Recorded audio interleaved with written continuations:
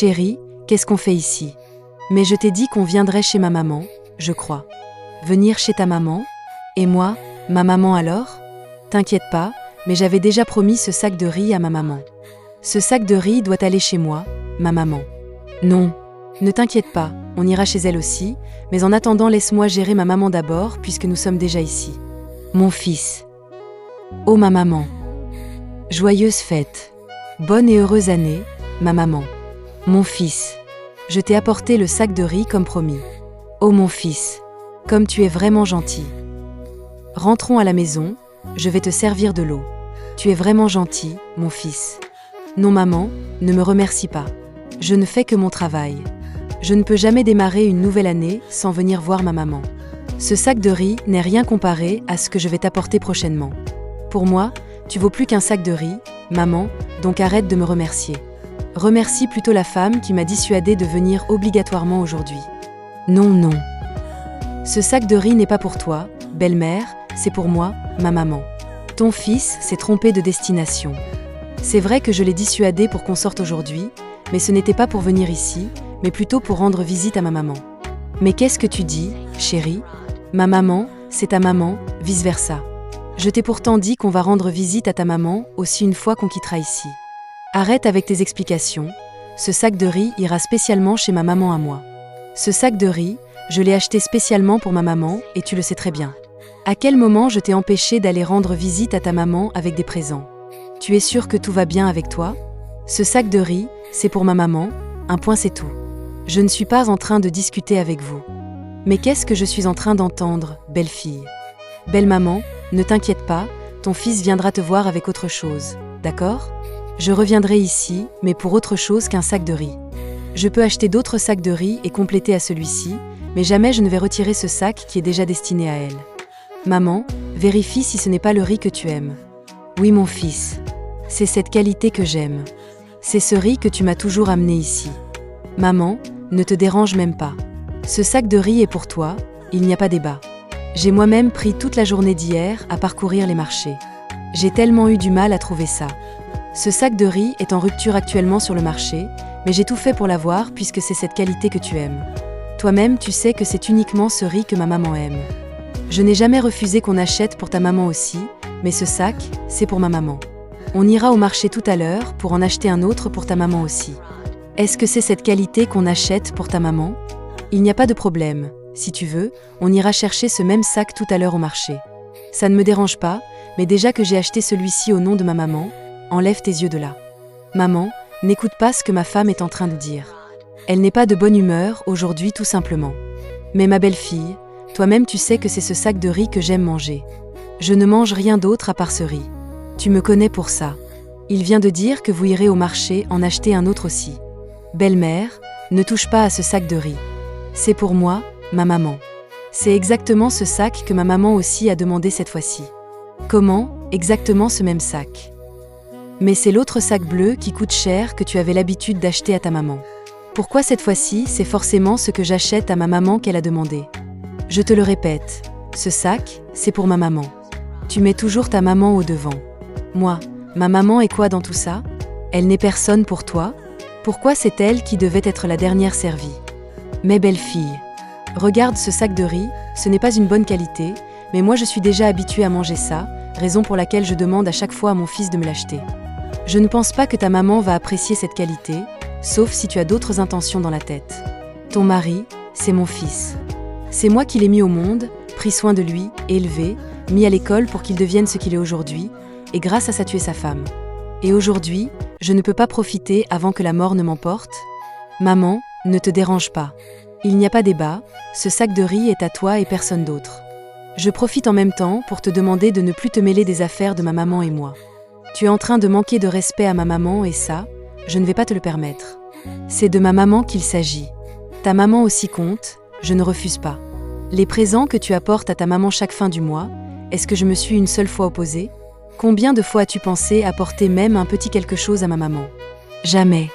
Tu ne penses qu'à toi et ta famille, mais ça ne me dérange pas. Je suis encore vivant, donc je prends la responsabilité de m'occuper de ma maman. Ma belle-fille, tu es sûre de toi? C'est ce même riz que ta maman aussi a demandé? Oui, c'est ce que j'aimerais lui amener. C'est aussi simple que ça. Je ne sais pas pourquoi on en discute depuis. Ma belle-fille, je pense bien que tu as des frères à la maison. Ce que je vais te dire, ouvre grandement tes oreilles pour écouter. Imagine que demain, ton seul enfant garçon que Dieu t'a donné grandit et épouse une femme qui prend très bien soin de sa famille à elle, mais qu'à chaque fois que ton fils décide de te rendre visite avec des présents, elle s'y oppose. Si, étant maman, tu apprends un truc pareil, quelle sera ta réaction? Vas-tu permettre aux femmes de tes frères de manquer de respect à ta maman? Ce qui se passe aujourd'hui ne me dérange pas, mais je profite de ça pour t'ouvrir les yeux. J'ai reçu une bonne éducation, et c'est cette éducation que j'ai transmise à mon enfant que tu vois debout. Remercie Dieu de t'avoir donné un mari et une belle-mère éduquée. Ce que tu fais actuellement, tu ne peux pas le faire ailleurs. Maman, ne parle plus. Elle a l'habitude de le faire, mais cette fois-ci, c'était juste pour voir sa réaction. Je n'ai pas acheté un seul sac de riz. Je connais le type de riz que sa maman aime. Je n'ai pas fait une distinction comme elle sait le faire. Je n'ai pas besoin d'aller encore au marché pour acheter ce que je vais apporter à ses parents parce que j'ai déjà tout acheté au même moment et c'est dans le véhicule. Elle ne savait pas. Si je suis en train de faire tout ceci, c'est pour que devant toi, elle puisse te montrer ce qu'elle est réellement, comme c'est toi qui passes ton temps à toujours la défendre. C'est ta belle-fille, je ne refuse pas, mais voilà ce qu'elle est vraiment. Ma belle-fille, la belle-mère que je suis, tu ne la verras nulle part ailleurs. Donc je ne suis pas une priorité pour toi, moi qui passe mon temps à te défendre chez mon fils. Donc le fait que mon fils pense à sa pauvre maman te dérange? Qu'est-ce qui ne va pas avec toi? Mes parents d'abord, c'est tout ce que je dis. Voilà le riz que ta maman aime. À ce moment précis, elle se rend compte que son mari avait tout prévu et que c'était vraiment un piège pour tester sa bonne foi. Elle vérifie la qualité et remarque que c'est effectivement le riz que sa maman aime. Le mari apporte autre chose et le remet à sa maman. Maman, prends ça. C'est pour toi, tout ça. Merci beaucoup, mon fils.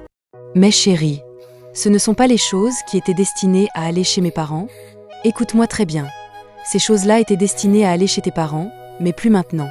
J'ai toujours passé l'intérêt de ma belle famille avant celui de ma propre famille, mais voilà le comportement que tu as envers ma maman. En voyant le comportement de sa femme s'aggraver devant sa propre mère, le fils sentit son cœur se serrer. Il comprit alors que, pour elle, la famille ne signifiait que sa mère à elle, ses intérêts à elle, et jamais l'équilibre, l'amour ni le respect mutuel. Il la regarda longuement, les yeux remplis d'une déception profonde.